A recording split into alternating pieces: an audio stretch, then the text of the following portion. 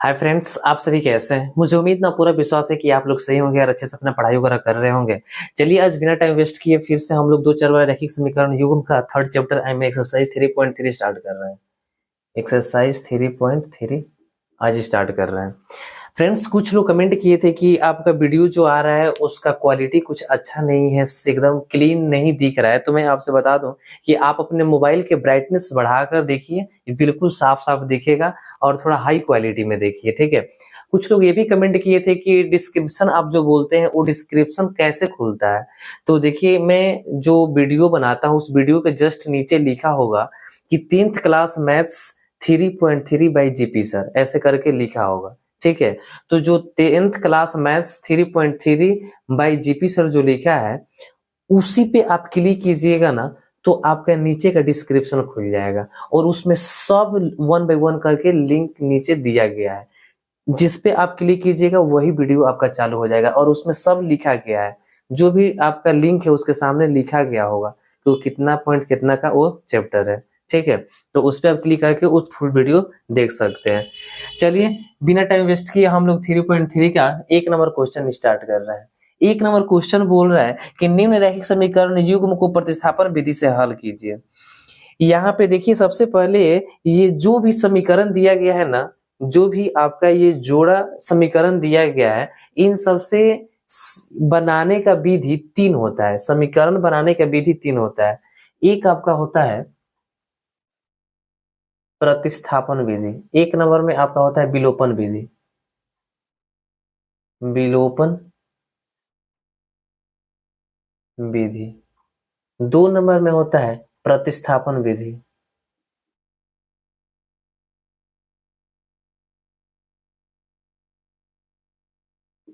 और 3 नंबर में होता है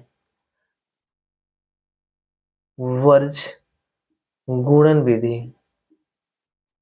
वर्ज गुणन वर्ज गुणन विधि, ये 3 विधि होता है समीकरण बनाने का और तीनों आपका इंपॉर्टेंट है। तीनों आपका एग्जाम में पूछता है। कभी विलोपन विधि पूछ देता है, तो कभी प्रतिस्थापन विधि पूछ देता है, तो कभी वर्ज गुणन विधि पूछ देता है।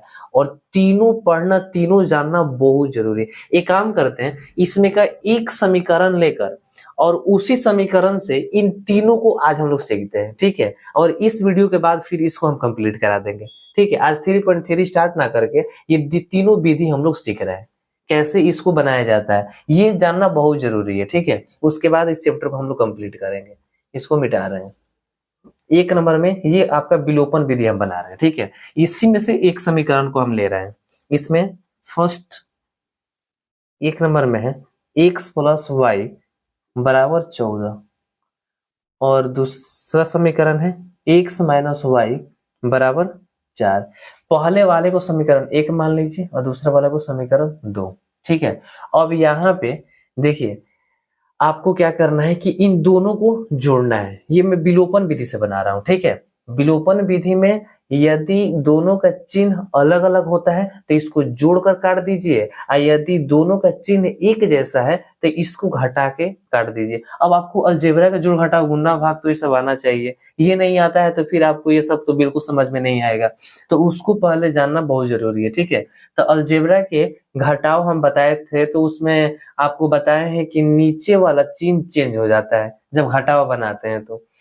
लेकिन हम लोग घटाव नहीं बनाएंगे, जोड़ से ही काम चल जाएगा क्योंकि इसका चिन्ह अलग अलग है। तो हम लोग यहाँ पे लिखेंगे कि समीकरण 1 को 2 में जोड़ने पर, समीकरण 1 को 2 में जोड़ने पर, तो यहाँ पे समीकरण 1 को 2 में जोड़ने पर तो सबसे पहले इसको जोड़ रहे हैं x प्लस वाई बराबर 14, फिर x माइनस वाई बराबर 4।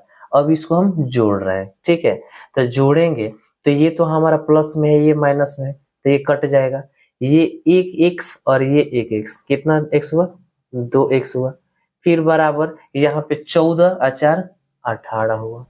अब यहाँ पे क्या करेंगे, x के 2 गुना में है तो इधर बराबर क्या आएगा, तो गुना वाला बराबर के उस साइड जाता है तो बट्टा में चला जाता है और बट्टा से बराबर को उस साइड जाता है तो गुना में जाता है। तो यहाँ पे x बराबर आपका 18 बटा ये 2 गुना में इधर आया तो बट्टा में, ये काट देंगे, 9 बार में कट गया।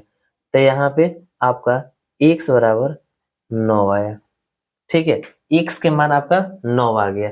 अब यहाँ पे ये x के मान जो 9 आया है इसको समीकरण 1 में रख दीजिए या चाहे 2 में रख दीजिए, किसी में भी रखिएगा तो आपका आंसर आ जाएगा। ठीक है, तो हम यहाँ पे लिखेंगे कि समीकरण समीकरण 1 में x का मान x का मान रखने पर, समीकरण 1 में x का मान रखने पर, तो सबसे पहले लिखेंगे चूंकि एक क्या है, x प्लस वाई बराबर 14 है, तो यहाँ पे आपका x के मान क्या है 9, तो x के जगह पे 9 रख देंगे प्लस वाई बराबर 14। अब यहाँ पे y बराबर 14, अब ये 9 आपका इधर प्लस में है, इधर आएगा तो माइनस में, तो आपका y बराबर 14 में से 9 जाएगा 5, यही आपका आंसर हो जाएगा। यानी x के मान 9 और y के मान 5 आ गया। ठीक है, एक बात आपसे हम बता दे रहे हैं कि आपको 3 विधि तो बताया, एक प्रतिस्थापन विधि, एक विलोपन विधि और एक वर्गीकरण विधि।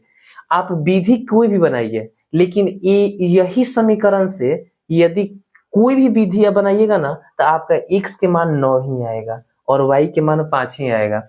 आप इसी समीकरण को लेकर प्रतिस्थापन विधि बना दीजिए, इतना ही आंसर आना चाहिए। यदि इतना आंसर नहीं आएगा तो समझिए कि आप गलत बनाए हैं। वर्गीकरण विधि से भी बनाइएगा तो x के मान 9 ही आना चाहिए और y के मान 5 ही आना चाहिए। यदि नहीं आएगा तो आपका मानिए कि गलत बनाए हैं।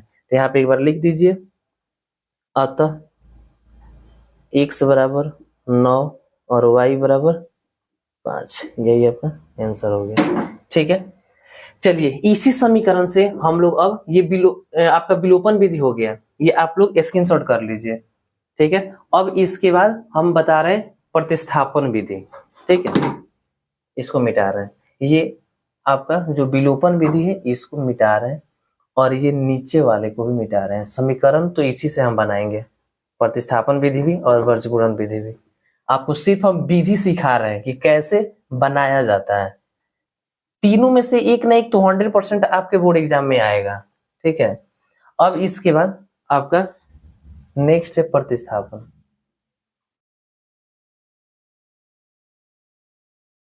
प्रतिस्थापन विधि, तो अब प्रतिस्थापन विधि को हम लोग इसी समीकरण से देखते हैं। पहले ही हम बता दे रहे हैं कि x के मान आपका 9 और y के मान 5 आना चाहिए। हम लोग यही मंगाए थे, x के मान 9 और y के मान 5, और इससे भी हम प्रतिस्थापन विधि चेंज करके बना रहे हैं, लेकिन फिर भी हमारा x के मान 9 और y के मान 5 ही आना चाहिए। यदि नहीं आएगा तो फिर समझिएगा हम लोग कहीं गलत कर रहे हैं। सबसे पहले हम लोग क्या करेंगे, यहाँ पे लिखेंगे प्रतिस्थापन विधि के लिए कि समीकरण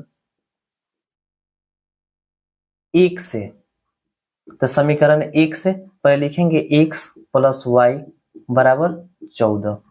ठीक है, अब यहाँ पे इस साइड हम लोग या तो x को रख लेंगे या फिर y को रख लेंगे, किसी एक को रखेंगे। तो यहाँ पे हम x को रख ले रहे हैं, तो x बराबर 14 और y इधर प्लस में है, इधर आएगा तो माइनस में। अब इसको समीकरण हम लोग 3 मान लेंगे। अब देखिए ना, ये x के मान आपका 14 माइनस वाई आ गया, x के मान 14 माइनस वाई आया, इसको समीकरण 3 मान लेना है। आप चाहते तो इस y को भी इधर रख सकते थे, तो y के मान यहाँ पे 14 माइनस x आ जाता। ठीक है, लेकिन आप x का मान है इसलिए y इधर माइनस में आया है। अब आपको क्या करना है कि यहाँ पे समीकरण 1 से आप लिए हैं, अब समीकरण 2 में ये x के मान को इतना 14 माइनस वाई को x जहां है ना, यहाँ पे x है, तो इस x के जगह पे 14 माइनस वाई उठा के आपको रखना है, क्योंकि x के ये मान है, आपका x के मान है 14 माइनस वाई। तो यहाँ पे लिखेंगे कि समीकरण 2 में x का मान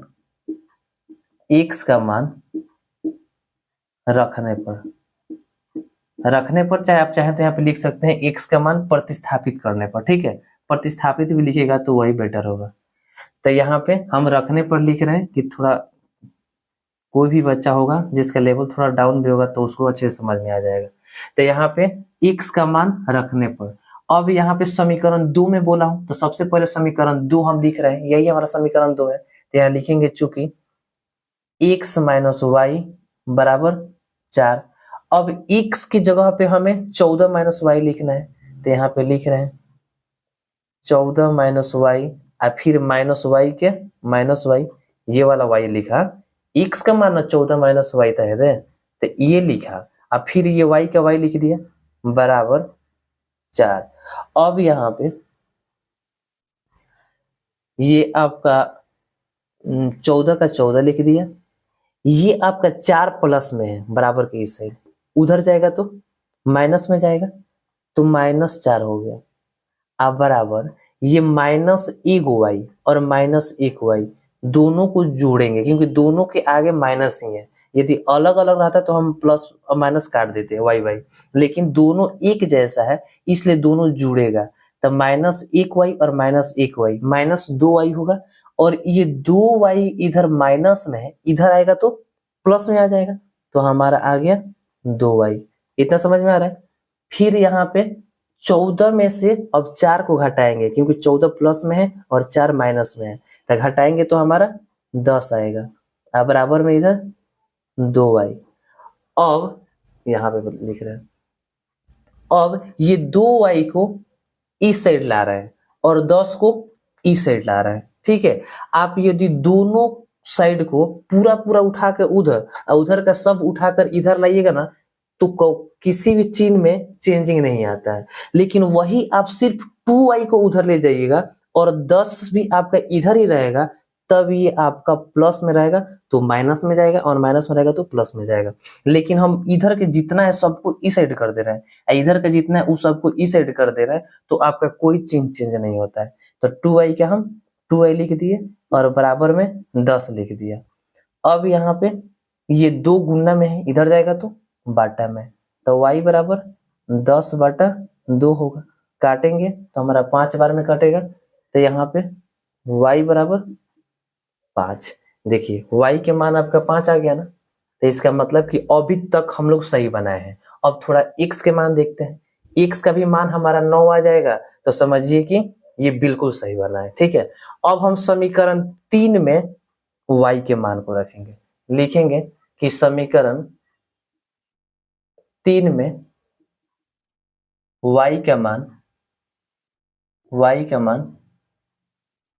रखने पर, समीकरण 3 में y का मान रखने पर समीकरण लिख रहे हैं पहले, चूंकि x बराबर 14 माइनस वाई, यहाँ पे y के मान क्या है जी 5 है, तो यहाँ पे x बराबर 14 माइनस वाई के जगह पे क्या लिख दें 5।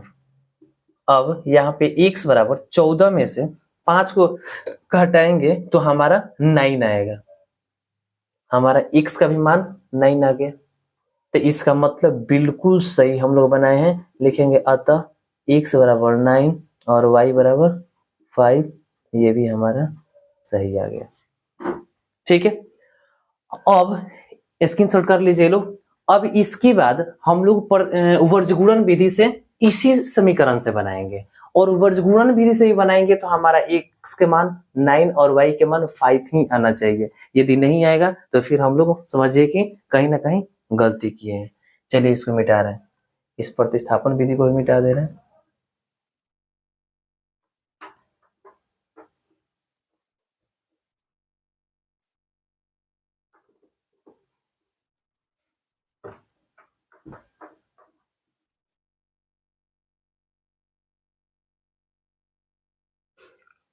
अब देखिए यहाँ पे वर्गगुणन विधि,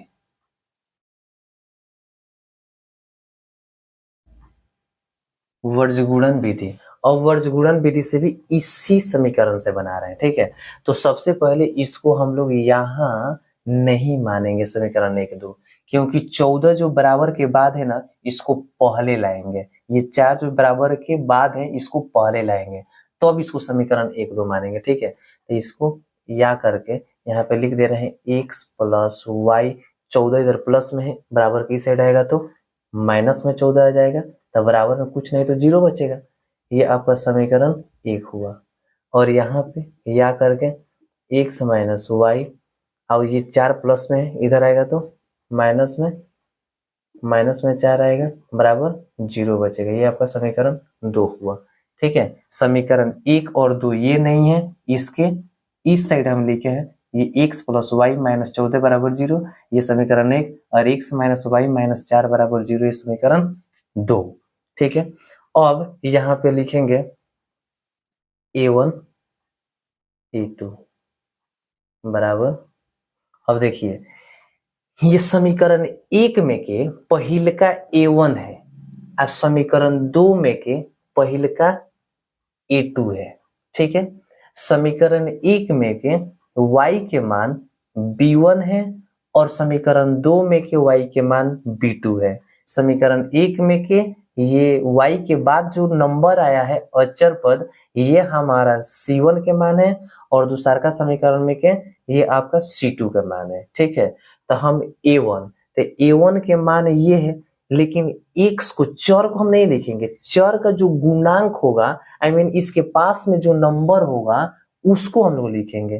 तो यहाँ पे यदि 2x रहता ना तो हम लोग a1 के मान 2 लिखते, लेकिन यहाँ तो कुछ नहीं दिख रहा है, तो नहीं दिख रहा है ना तो हम लोग 1 लिखेंगे, क्योंकि यहाँ पे कुछ नहीं रहता है तो 1 रहता है। तो a1 के मान आपका 1 है और a2 के मान आपका, यहाँ भी कुछ नहीं है तो यहाँ भी 1 है। ठीक है, अब b1, तो b1 के मान और b2 के मान, तो b1 के मान यहाँ भी कुछ नहीं है तो 1 है, और यहाँ भी कुछ नहीं है तो यहाँ पे माइनस भी है, ये ध्यान रखना है, माइनस होगा तो माइनस लिखना पड़ेगा, तो ये आपका -1 होगा। अब c1 के मान और c2 के मान, तो c1 के मान यहाँ पे 14 है लेकिन माइनस में है तो हम माइनस में 14 लिखेंगे। फिर यहाँ पे माइनस में c2 के मान 4 है, तो ये 4 लिखेंगे। ठीक है, अब यहाँ पे लिखेंगे कि चूंकि, चाहे लिख देंगे सूत्र से, तो सूत्र वर्गीकरण विधि का सूत्र होता है। ठीक है, उसको आप देखिए कैसे लिखते हैं। एक पहले लिखते हैं x बटा b1 c2 minus b2 c1 बराबर y बटा c1 a2 minus c2 a1 बराबर 1 बटा a1 b2 minus a2 b1। ये हमारा वर्गीकरण विधि का फॉर्मूला होता है, तो इसी पे सेट करना है। यदि ये आप लिख लिए ना तो आपको थोड़ा सा भी कोई डाउट होने वाला नहीं है। हाँ, थोड़ा सा एक चीज आपका, ये बेसिक चीज है जो कि आपको आना चाहिए, हम यहाँ पे बता दे रहे हैं कि आपको ये चीज का ज्ञान होना चाहिए कि माइनस में हम लोग गुना करते हैं ना माइनस से, तो आपका माइनस माइनस प्लस होता है। यदि माइनस में गुना करते हैं प्लस से तो ये आपका माइनस होता है। यदि प्लस से गुना करते हैं माइनस में तो आपका ये माइनस होता है, और यदि प्लस में गुना करते हैं प्लस से तो ये आपका प्लस ही होता है। ये चीज आपको आना चाहिए। यदि ये नहीं आएगा तो आपसे ये 100% नहीं बनेगा। ठीक है, तो ये चीज पहले याद करना जरूरी है कि माइनस में माइनस से गुना करेंगे तो प्लस, प्लस में माइनस से गुना करेंगे तो माइनस, माइनस में प्लस से गुना करेंगे तो भी माइनस, और प्लस में प्लस से गुना करेंगे तो हमारा प्लस आएगा। ठीक है, अब देखिए यहाँ पे या देके लिखेंगे, x के जगह पे x लिख देंगे बटा b1। b1 के मान क्या है जी, b1 के मान हमारा 1 है तो 1 लिख देंगे। और b1 c2 जो है ना, इसके बीच में कोई चीज नहीं दिख रहा है, ना प्लस दिख रहा है, ना माइनस दिख रहा है, ना मल्टीप्लाई दिख रहा है, ना कुछ भी नहीं दिख रहा है। तो नहीं दिख रहा है ना, और दोनों एक पास में लिखा है, तो समझ जाइए कि इन दोनों के बीच में कुछ नहीं तो इनटू है, और इनटू का मतलब गुना होता है। इन दोनों के बीच में आप समझ जाइए कि गुना है। ठीक है, यदि पास में है और कोई चीज नहीं दिख रहा है तो गुना है, तो हम यहाँ पे गुना लिख देंगे। अब c2 के मान हमारा है -4, तो इसको लिख देंगे -4। ठीक है, फिर माइनस है तो माइनस b2 के मान -1 है तो यहाँ पे -1 लिख देंगे। अब फिर गुने और उसके बाद यहाँ पे C1 के मान क्या है -14, तो -14 लिख दिया, ठीक है। फिर बराबर है तो बराबर, फिर y, तो y बटा C1 के मान क्या है -14 है, C1 के मान -14, फिर गुने A2 के मान क्या है 1 है, तो यहाँ पे 1 लिख दिया, माइनस है तो माइनस C2 के मान -4 है, तो -4 लिख दिया, और उसके बाद यहाँ पे -4 लिख दिया, और फिर उसके बाद गुणने, और फिर A1 के मान क्या है 1 है, तो यहाँ पे 1 लिख दिया, ठीक है, बराबर, फिर 1 A1 के मान 1 है, तो 1 मल्टीप्लाई B2 के मान -1, यहाँ पे -1 लिख दिया, माइनस है तो माइनस A2 के मान क्या है 1 है, तो यहाँ पे 1 लिख दिया, मल्टीप्लाई B1 के मान क्या है 1 है, तो 1 लिख दिया। अब यहाँ पे फिर या लिखेंगे, अब थोड़ा सा माइनस प्लस पे ध्यान देना पड़ेगा, ठीक है। यहाँ पे x के लिए x लिख दिया, बाटा यहाँ पे 1 में -4 से मल्टीप्लाई करेंगे तो हमारा -4 ही आएगा, इतना समझ में आ रहा है। अब यहाँ पे -1 में -14 से गुना कराएंगे तो हमारा माइनस माइनस क्या होता है, माइनस माइनस प्लस होता है, तो -1 में -14 से गुना करेंगे तो माइनस माइनस प्लस हो जाएगा, +14 आएगा। लेकिन फिर यहाँ भी माइनस है ना, 3 माइनस दिख रहा है, देखिए 1 माइनस, 2 माइनस, 3 माइनस, तो जब विषम बार माइनस रहता है ना तो माइनस ही आता है, लेकिन वही सम बार जब रहता है मतलब बराबर, जैसे 2, 4, 6, 8 ऐसे रहता है तो आपका प्लस हो जाता है। लेकिन एक बार माइनस रहे, चाहे 3 बार रहे, चाहे 5 बार रहे, चाहे 7 बार रहे, तो आपका माइनस में ही आएगा। तो आपका देखिए 1, 2, 3 बार माइनस दिख रहा है, तो इसका मतलब कि माइनस में ही आएगा, -14। फिर इसके बाद बराबर का बराबर, फिर यहाँ पे लिखेंगे y बराबर -14 में 1 से गुना करेंगे तो हमारा -14 ही आएगा, और उसके बाद यहाँ पे 1 माइनस और 1 माइनस, 2 माइनस दिख रहा है, तो माइनस से माइनस प्लस हो जाएगा, तो प्लस, और 4 में 1 से गुना करेंगे तो 4 आएगा, फिर बराबर, फिर यहाँ पे हम लिखेंगे 1 बाटा 1 में -1 से गुना करेंगे तो हमारा 1 में -1 से गुना करेंगे तो हमारा -1 आएगा, और फिर माइनस है तो माइनस, 1 में 1 से गुना करेंगे तो 1 आएगा। इतना समझ में आ गया। फिर यहाँ हम लिख रहे हैं, अब x का x लिख दिया, बटा, अब -4 और -14 दोनों माइनस में है तो दोनों को जोड़ेंगे, तो -4 और -14 माइनस आपका 18 आएगा, बराबर है तो बराबर, फिर y, तो y बटा, अब -14 और +4, तो -14 में +4 को जोड़ेंगे तो हमारा नहीं जुड़ेगा क्योंकि ये माइनस में है और ये प्लस में है, तो ये घटेगा, तो 14 में से 4 को घटाएंगे तो हमारा -10 आएगा, बराबर, यहाँ पे 1 का 1 लिख देंगे और बाटा में -1 और -1, तो दोनों को जोड़ेंगे तो -1 हमारा -2 हो जाएगा, ठीक है, इतना हो जाएगा। अब यहाँ पे हम लिखेंगे x के लिए, x के लिए, तो यहाँ पे x के लिए लिखकर और उसके बाद x का मान को यहाँ उतारेंगे, लिखेंगे x बटा -18 बराबर, इसको लिखेंगे 1 बटा -2, मतलब x के लिए लिखेंगे तो x वाला को उतार कर और इससे कंपेयर कराएंगे, फिर y के लिए लिखेंगे तो फिर y का मान लिखकर अब फिर इसके साथ कंपेयर कराएंगे, मतलब दोनों को पारापारी इसके साथ कंपेयर कराना है, तो x और y के मान निकल जाएगा, ठीक है। तो यहाँ पे सबसे पहले हम तिरछा तिरछी गुना कर रहे हैं, तो x में -2 से गुना करेंगे तो हमारा -2x आएगा, और बराबर में -18 में 1 से गुना कराएंगे तो हमारा -18 आएगा। अब यहाँ पे आपका -2 x के गुना में है, इधर आएगा तो बट्टा में आएगा, तो x बराबर -18 बटा -2, माइनस से माइनस कट जाएगा और 18 2 से 9 बार में कटेगा, तो यानी x के मान आपका 9 आया, यहाँ भी हमारा x के मान 9 ही पहले में बताया था, तो इसका मतलब अभी तक हमारा बिल्कुल सही बना है। अब यहाँ लिखेंगे y के लिए, y के लिए, तो y के लिए फिर y के मान यहाँ लिख देंगे, y बटा -10 बराबर 1 बटा -2। फिर इसको तिरछा तिरछी गुना कराएंगे, तो तिरछा तिरछी गुना कराएंगे तो हमारा -2y होगा बराबर -10 में 1 से गुना कराएंगे तो हमारा -10 आएगा। अब यहाँ पे हमारा -2 गुना में है, उधर जाएगा तो बट्टा में, तो y बराबर -10 बटा -2, माइनस से माइनस कट जाएगा और 10 2 से 5 बार में कटेगा, तो इसका मतलब y बराबर 5।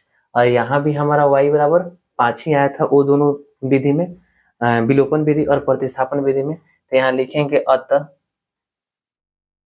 x बराबर 9 आया ना, 9 तथा y बराबर 5, यही हमारा आंसर हो जाएगा।